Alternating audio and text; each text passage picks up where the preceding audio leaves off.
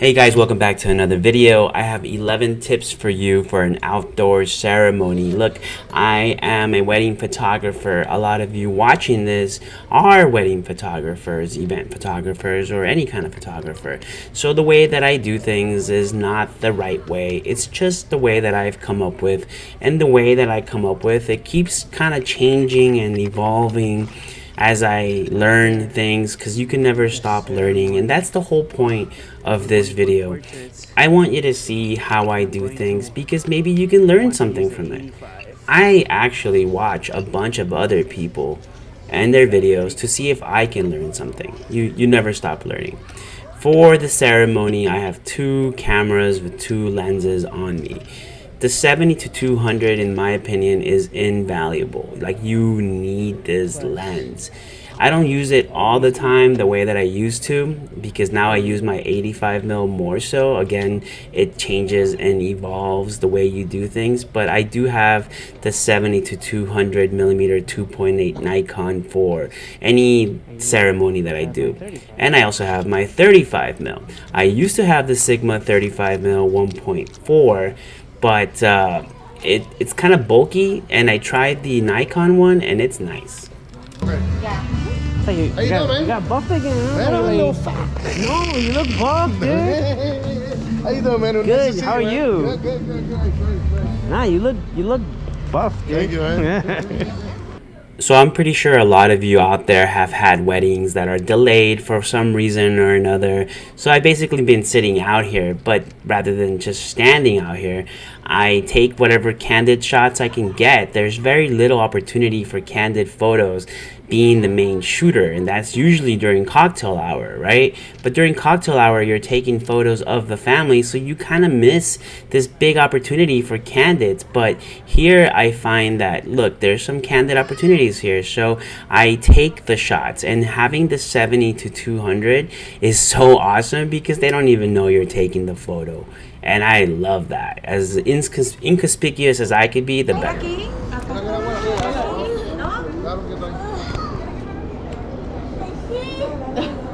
Cheese.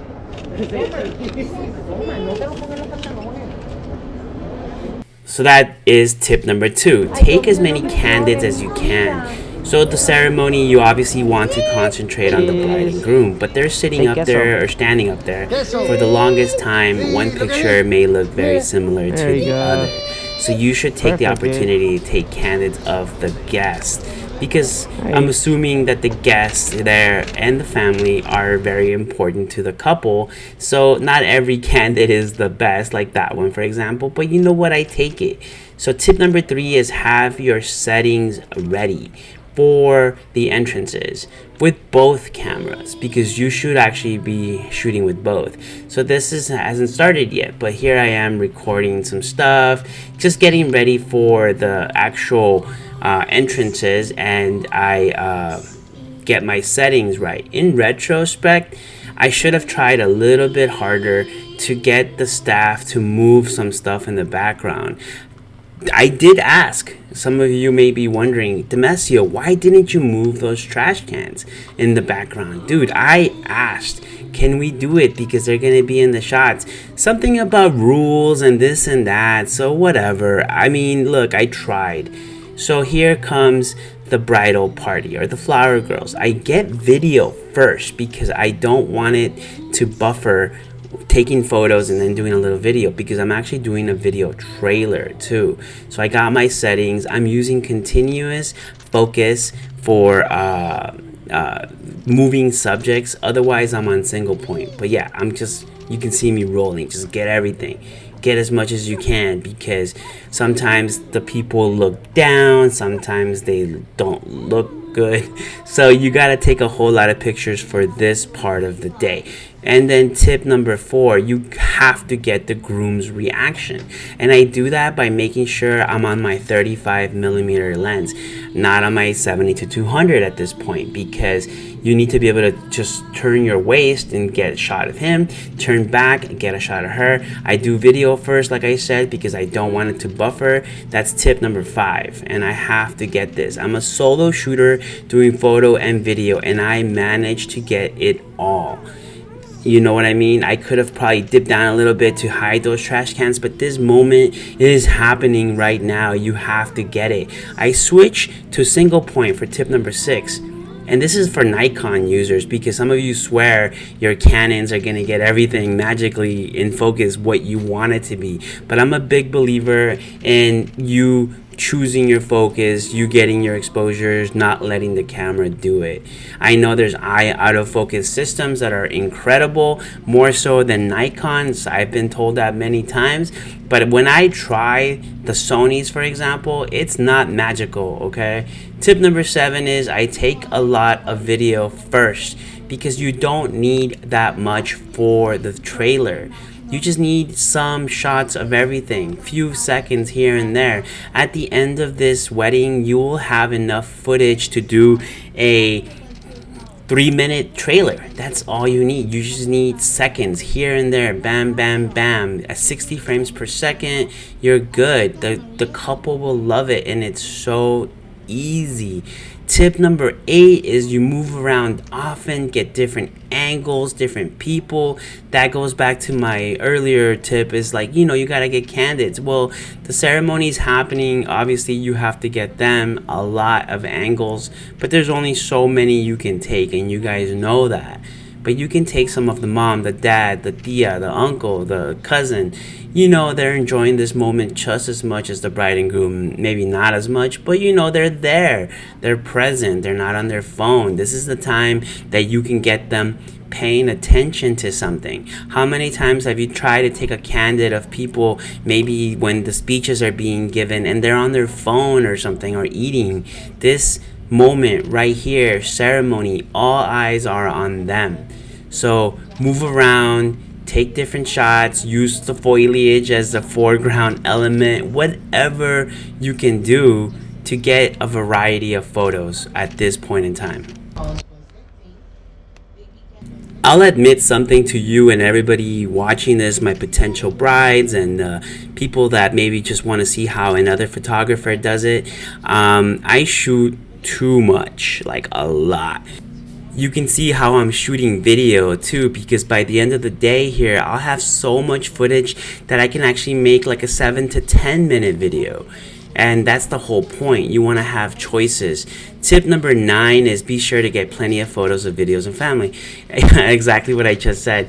You want to get a lot of these, because at the end of the day, you'd rather have more than less. So you go, you just get everything like this. The son, the nephew, the aunt, everything, the smiles. You remain active. I know photographers, including myself, sometimes can get a little complacent during a ceremony because it can last a whole hour, sometimes longer. Like, God, have you guys been to ceremonies that last like an hour and a half? It seems like forever. And like, how many different photos can you possibly take?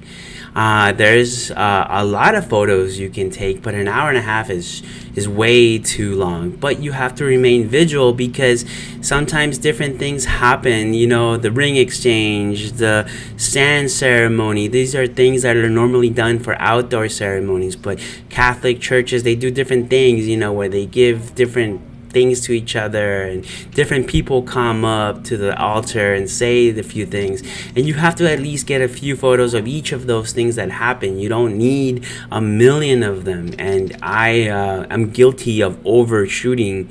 It's been the thing that I've done since day one, and I don't know how many of you can relate.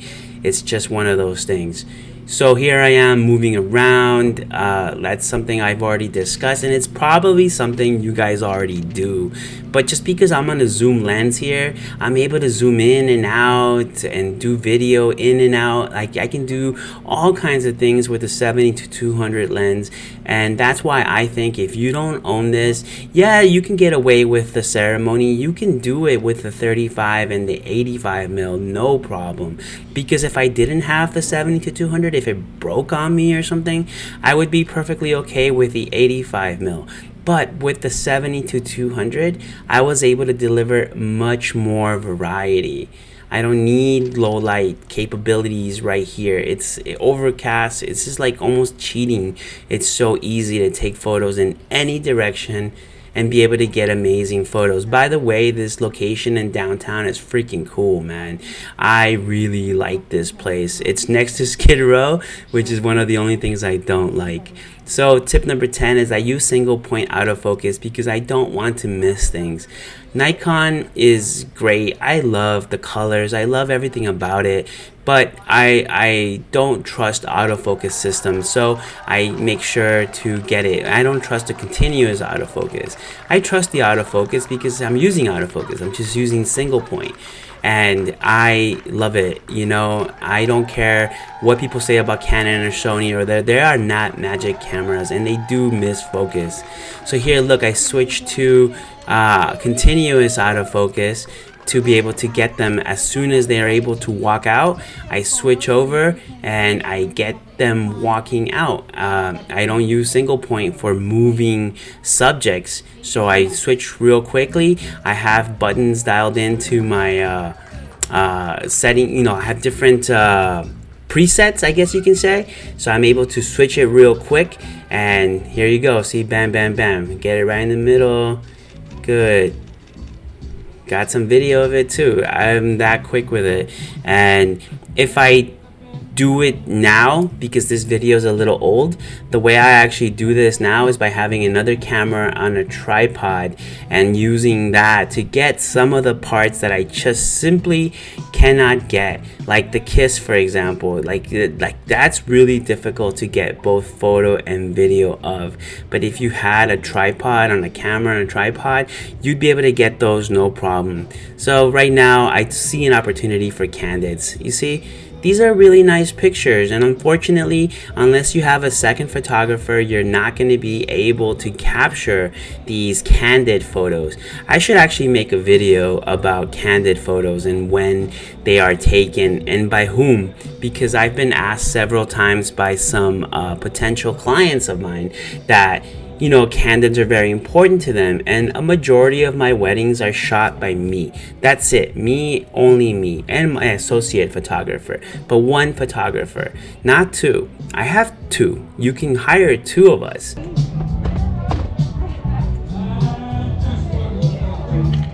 How are you? Good, yourself? I'm the security site manager. You know, like you work on a job so long, they're like, we need you to be the site manager. I know everything, you know? That's good. This is such a cool spot. Happy New Year. Yeah. Such a nice place. If you got a card, I do, in the bag over there. whenever you get one, give me one, because Yeah. I'll send that to the owner. Thank you so much. Feel me? Yeah.